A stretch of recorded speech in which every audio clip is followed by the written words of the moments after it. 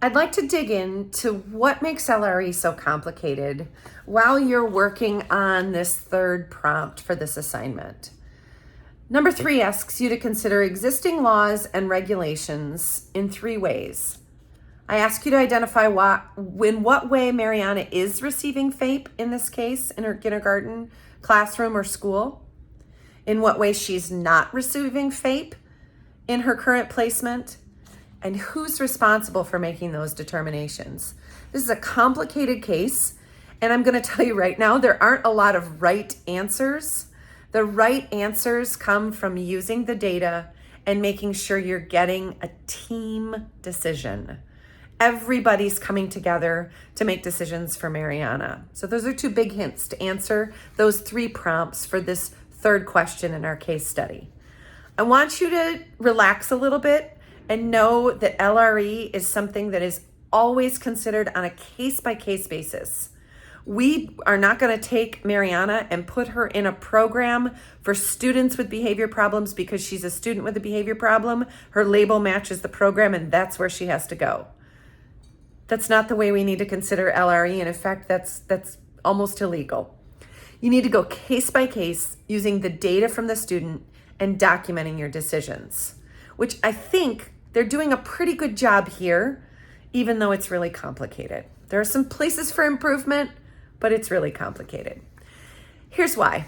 LRE and FAPE, least restrictive environment, and free and appropriate public education are so intertwined, but also sometimes in conflict. You have to consider both for each individual student. The next couple of slides have reminders about this that you can read after I talk to you about them. The second slide probably being what I think makes it the most clear.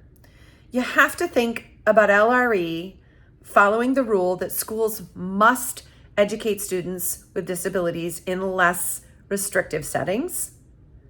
But at the same time, the appropriateness of this setting can only be determined on whether or not the student can get an appropriate education in that setting. This reinforces, one, that sometimes those things are in conflict with each other, and you have to, as a team, make the best decisions for the student, having data to support those best decisions.